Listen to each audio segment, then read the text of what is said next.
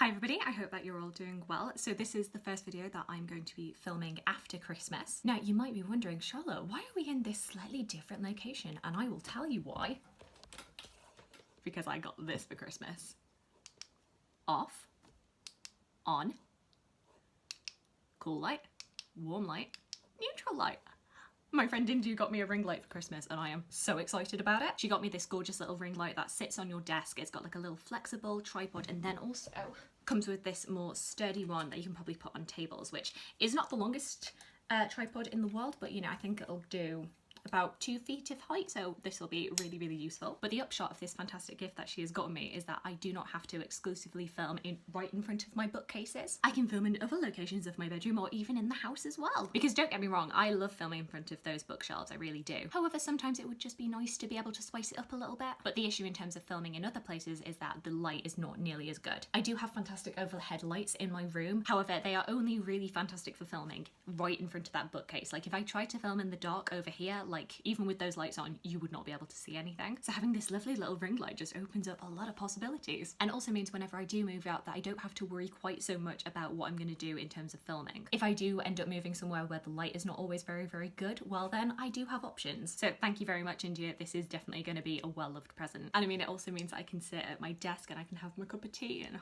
so great. I'm not going to utilise this setup all of the time. I'm definitely planning on doing most of my videos in front of the bookcases, but this will be nice for kind of more chilled out videos like this. What I'm wanting to do with this video today is just have like a chilled little video where I talk about just general bookish things to do with December. I didn't do a mid-month wrap-up, so this is going to be a combination of a December wrap-up and then a little bit of a Christmassy book haul, as well as show you some other bookish things that are not books that I also got for Christmas. But I wanted it to be a little bit more calm than my traditional wrap-ups. Unlike normal Vlogmas fare, I am not wearing really a Christmas jumper. I do obviously have my Christmas hat, but I am wearing something that I got for Christmas, which is just this little jumper from j.r.r clothing, which has little ducks on it. I like to say that this is my University of York alumnus jumper, and I might as well go in and show you some of the presents that I got this year because quite a few of them are fairly booktube related. Another piece of clothing that my mum got me also from j.r.r clothing was this t-shirt which says read more books, which I thought was very appropriate. And then one of my friends from university, Rachel, made me this little book bag, and as you can see it just has designs of different book covers, and I just feel like this is going to be the perfect size. As you know, like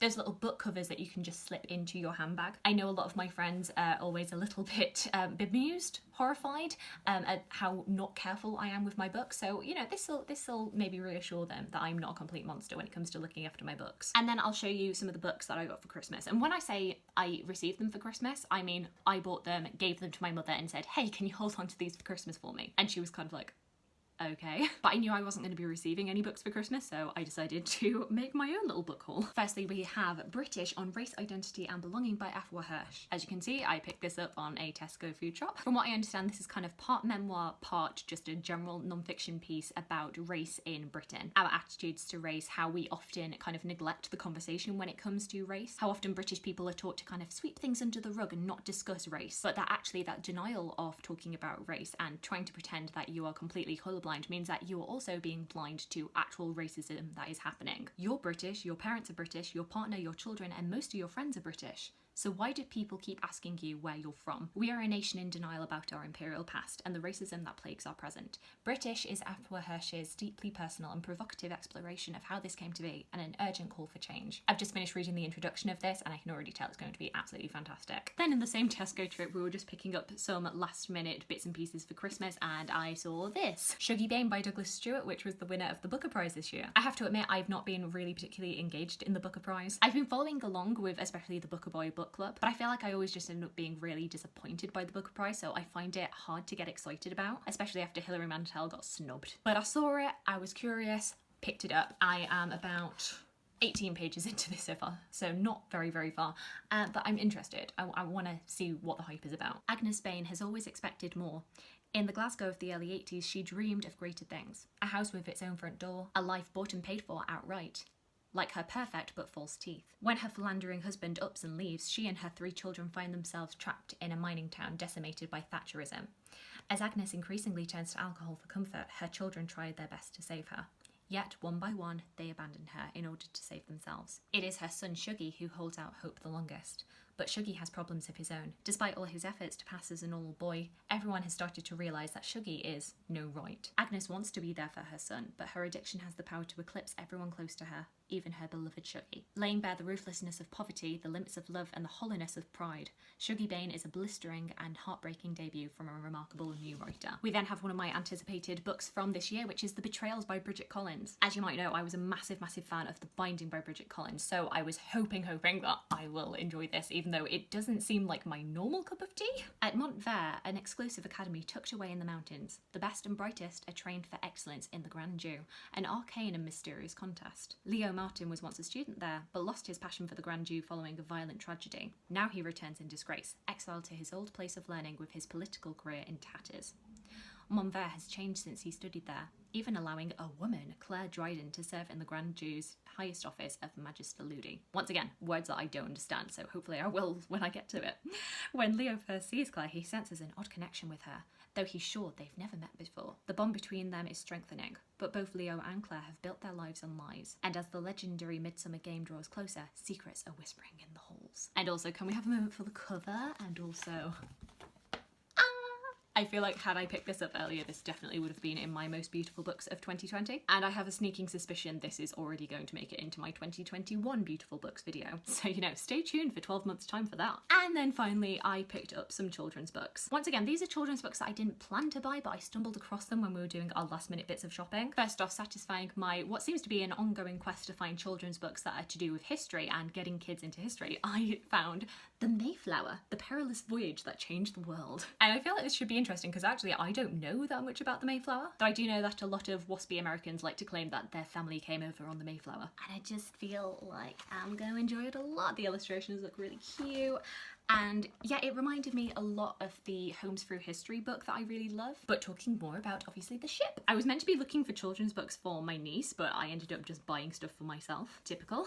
I then have this little thing which I managed to pick up for £1.30, which is Shirts, Skirts and Shoes, a visual history of modern fashion featuring over 100 iconic designs, which is just this little fold out book all about different fashion trends through the years. It's mainly of the last 100 years or so, but I just think it's so stunning, and it has these fold out pages which give you more details, but you've got like Christian Dior's black dress with the new look, 60s fashion, 70s fashion, and I just thought it was so pretty. And as somebody who's kind of been dipping their toes into fashion history, I just thought it was really cute. And then the last book that I picked up was this, Search and Find Pride and Prejudice, a little Pride and Prejudice retelling for children, which seems to be carrying on a theme of something that I picked up last year, and I feel like now I've started on it, I'm gonna have to keep on collecting different children's versions of Pride and Prejudice, because I picked this up last year and I thought it was so cute. But I mean, look at the cover of this. I feel like this is another thing that's going to end up in my 2021 beautiful books. And I feel like this is much more detailed and much more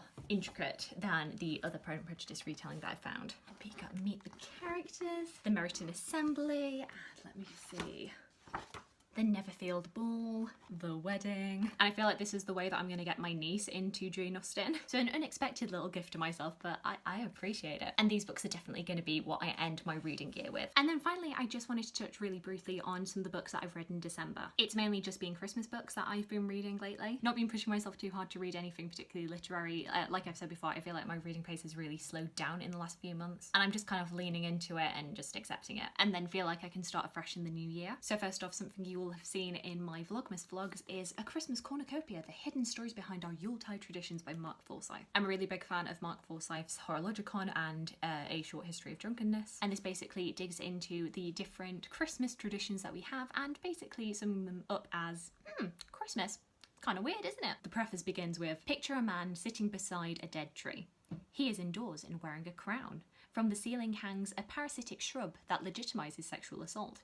He is singing to himself about a 10th century Middle European murder victim using a 16th century Finnish melody. Earlier he told his children that the house had been broken into during the night by an obese Turkish man. This was a lie, but he wanted to make his children happy, and nobody thinks this is odd. The point is that Christmas is objectively, clearly and plainly doolally. It is balmy, barking and bats. If one were to try and explain it to an outsider, let's say a reasonably bright alien, what was going on, they would probably be baffled and then blow the planet up just to be on the safe side. So I feel like you can probably tell from that introduction whether or not you'll get on with the writing style. It is definitely a bit of an acquired taste, but I think it is just like your typical funny, witty kind of dry British humour. I don't necessarily think you're going to learn anything new here if you are a connoisseur of your Christmas non-fiction, but a cute little one to add to your collection if you do like collecting them. And then next up we have Christmas, a biography by Judith Flanders. Once again, quite a nice, informative, concise little non-fiction about our different Christmas traditions and where they came from. It does basically do what it says on the tin and does generally give you some really interesting facts and information. I think for myself, I'd preferred if this had a little bit more of a structure. When we got to different chapters, I was often wondering like what's the main theme behind all of these facts that she's kind of spouting out. There's no contents page, there are no chapter titles, which would mean that if I was wanting to reference this later on, then I'd have a hard time because it doesn't have any of that. I don't even think. I could be wrong. No, it doesn't even have an index, so it's not really the most useful for referencing later. And once again, there is a reason why I tend to only limit myself to 1 or 2 new Christmas titles each year, because they are basically spouting the same facts and information. I think this one is interesting, but it's not the most mind-blowing or unique. And like I say, for referencing stuff later, it's really not that great. Final thoughts, just could have done with more structure. I also reread A Christmas Carol this year, and oh, I still love it. This is one of my favourite books of all time. And I really, really love the experience of rereading this. I feel like the story just hits you a little bit differently each time. The thing that I kind of picked up with this time round was just kind of the writing style. And it's kind of like somebody is reading a bedtime story to you and kind of making a lot of it up on the spot. And I don't know if that's reflective of how quickly Charles Dickens kind of rushed this out. But I think there's a lot of charm to the fact that it is a bit imperfect. The fact that in many ways that it is very chatty and it does feel like an older relative like sitting you down and just telling you a story, and yeah, I like it a lot. And once again, how pretty!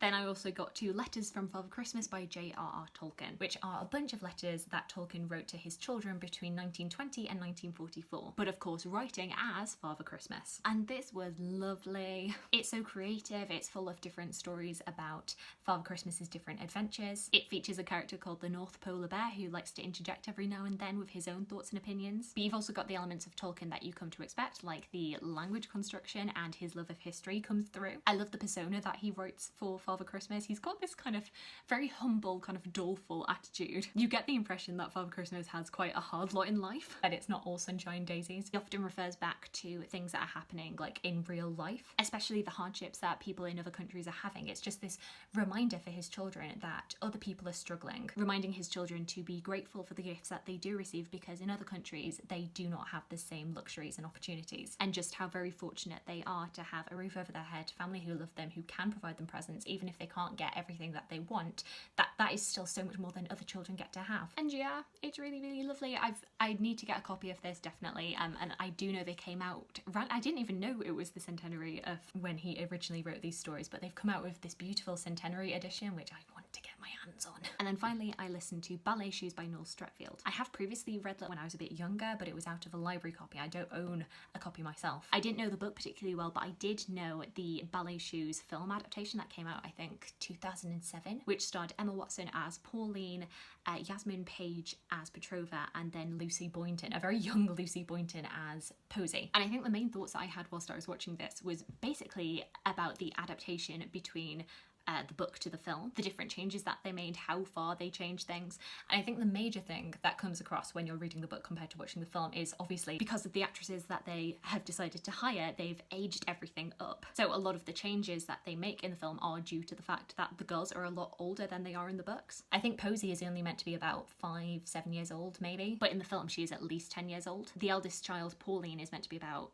I think, 10 or 11 when the book starts, but Emma Watson, I think, was about, what, 15 at the time, 15, 16. So a lot of the changes in the film had to accommodate that. They also did a lot of fleshing out in the film of the adults in the story. And yeah, the ultimate conclusion that I came to was that I like both the book and the film. I really love the original book now, but I completely understand why they made the changes for the film. I think the main moral of Ballet Shoes is basically trying to teach children to be a little bit more conscientious, a little bit more considerate. That's the main thing that these 3 sisters learn throughout the course of the story. They are very flawed characters. They definitely have aspects of their personalities that are not very nice, but they always do try and do the right thing. So for those of you who don't know, it's all about these 3 orphaned children, Pauline, Petrova and Posy, who were adopted by a man called Great Uncle Matthew, and they kind of form a little family. And Great Uncle Matthew is always absent. They've never met him. He's always like off adventure adventuring, trying to find new fossils. So they are raised by Gum's great niece Sylvie and also her old nanny. And the family are kind of struggling to make ends meet, so they end up taking boarders. And one of the boarders that they end up taking in is a dance teacher who tutors at this performing arts school for children. Suddenly the three fossil children are being sent to stage school to train to become stage performers. And yeah, it's just following them along their way. As the three children kind of grow up and work out what they want to be, it becomes very apparent that the youngest daughter, Posy, is a very, very gifted ballerina. The eldest, Pauline, loves to act, whereas Petrova doesn't really care about performing. She is obsessed with engines, with cars and airplanes. She wants to be a mechanic, but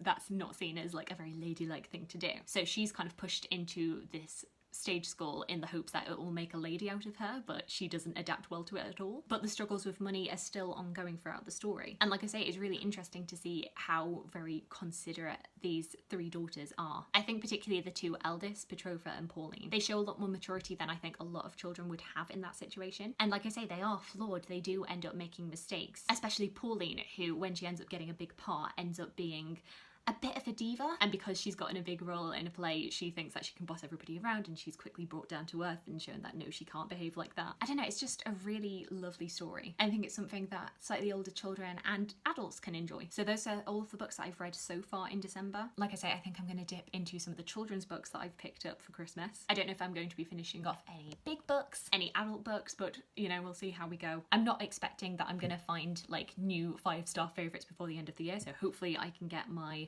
end of the year best books of 2020 video out and it will all be fine. Whilst we are here, I also wanted to give a quick reminder that the Les Mis read along that I'm doing with Kieran over at KD Books is going to be starting on the 1st of January. I will pop the link to our Discord server down below. But yeah, we are going to be starting this bad boy in January and carrying it on through to March at the very least. So if you are interested in tackling this beast of a book, then definitely get involved there. And just to show you where the lighting situation is now that I've finished filming, if I turn the light off. I mean, I did pick a fairly good day to film, so this isn't the worst thing in the world, but that is so much better, right?